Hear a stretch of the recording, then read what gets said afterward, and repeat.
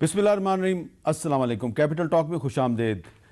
पाकिस्तान की सियासत हर वक्त किसी न किसी स्कैंडल की जद में रहती है और ये स्कैंडल जो हैं ये ऐसे उबाश गुंडे बन चुके हैं जिन्होंने हर वक्त सियासत को घेरा होता है।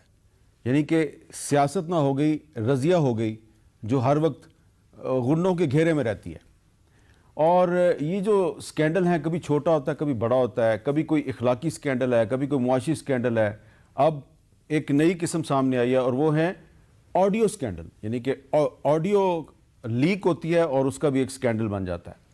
तो हमने आज ये जो रज़िया गुंडों में घिरी हुई है और गुंडे जो कि बहुत से स्कैंडल्स हैं, हमने ये स्कैंडल्स पर ज़्यादा बात नहीं करनी क्योंकि हमारे ख्याल से इन उबाश गुंडों से ज़्यादा अहम मसला पाकिस्तान की इकॉनमी है, पाकिस्तान की मुएशत है, जिसकी वजह से पाकिस्तान का आम आदमी जो है वो बड़े मसाइल का शिकार है। तो इस पर हमने बात करनी है, लेकिन क्योंकि ये रोज़ाना कोई ना कोई स्कैंडल, कोई ना कोई उबाश गुंडा जो है वो रज़िया को घेर लेता है, तो हमने इस पर थोड़ी सी भी बात करनी है। और मेनली हम बात करेंगे पाकिस्तान की इकॉनमी पे। हमारे साथ मौजूद हैं गुफ्तगू के लिए सेनेटर डॉक्टर मुसद्दिक मलिक साहब, वज़ीर ममलकत बराए पेट्रोलियम, और बड़ी एक अहम विज़िट करके आए हैं रशिया की। और उनके साथ हैं सायरा बानो साहबा जो MNA है कौमी असम्बली की, जो छोटी सी अपोजिशन है हमारी असम्बली में, उसकी ये एक्टिव मेंबर हैं।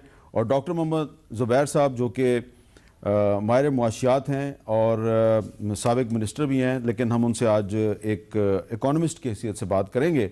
लेकिन इससे पहले मैं जिस स्कैंडल की तरफ इशारा कर रहा हूँ आपको पता चल ही गया होगा, थोड़ा सा उसका भी जिक्र ज़रूरी है। वो क्या है ऑडियो स्कैंडल, ज़रा सुन लें आप। हेलो, अस्सलाम वालेकुम जी। जी वालेकुम अस्सलाम। कैसे हैं आप? मैं ठीक हूँ मुर्शद, आप कैसी हैं? अल्लाह के शुक्र, अल्हम्दुलिल्लाह।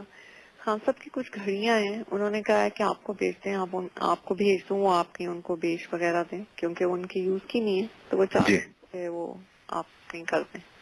जरूर मुर्शद, मैं कर दूंगा जी। अच्छा अब ये जुल्फी बुखारी साहब और बुशरा बीबी की मुबैना गुफ्तगू है। मुबैना गुफ्तगू मैं इसलिए कह रहा हूँ कि जुल्फी बुखारी साहब इससे इनकार कर रहे हैं और उन्होंने कहा है कि ये ऑडियो जो है इसका फोरेंसिक करवाया जाए और फोरेंसिक के पैसे मैं अपनी जेब से दूंगा। यानी कि वो इससे इनकार कर रहे हैं, वो कह रहे हैं ये मेरी ऑडियो है ही नहीं है। तो अगर ये उनकी ऑडियो नहीं है तो फिर जाहिर बात है ये तो फिर एक स्कैंडल से भी बड़ा स्कैंडल है कि कौन जो है वो इस तरह की वीडियो बनाता है। तो डॉक्टर मुसद्दिक मलिक साहब, कुछ आप कहेंगे? ये घड़ी का अफसाना ख़त्म ही नहीं हो रहा। देखें, घड़ी के अफसाने में जो बड़ी बात है वो तो सामने आ चुकी है, उससे तो कोई भी बंदा इख्तलाफ नहीं कर रहा। किसी ने नहीं कहा कि घड़ी तोहफे में मिली, किसी ने ये नहीं कहा कि वो औने पौने में ख़रीदी गई। वो जो बात सामने आई कि उस पर कितने हीरे हैं और एक हीरा पता नहीं कितने हज़ार रुपए, 6,000 या 7,000 रुपए के हिसाब से पेन बेचा गया, फिर घड़ी बेची गई, किसी ने इनकार नहीं किया। ना हीरों से इनकार किया, ना कीमत से इनकार किया। वो करोड़ों अरबों रुपए की घड़ी जो थी वो 3-4 करोड़ में बेच दी, 2 करोड़ में बेच दी, वो क्या कहानी, वो भी सबके सामने आ गई है। वो अबू धाबी के अंदर कोई साहब हैं जो क्लेम कर रहे हैं कि जनाब मैंने ख़रीदी थी, वो भी सामने आ चुके हैं।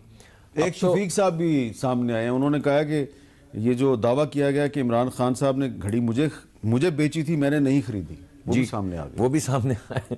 तो अब ये एक वीडियो सामने आने से कि वीडियो थी या नहीं थी, उसको डिनाई करने में ज़्यादा सुबकी है। हाँ। अगर मुबैना वीडियो है, अगर वाकई गलत है तो उसको डिनाई ही किया जाना चाहिए, मगर उस डिनाइल से बड़ी कहानी तो बदलती नहीं है जी।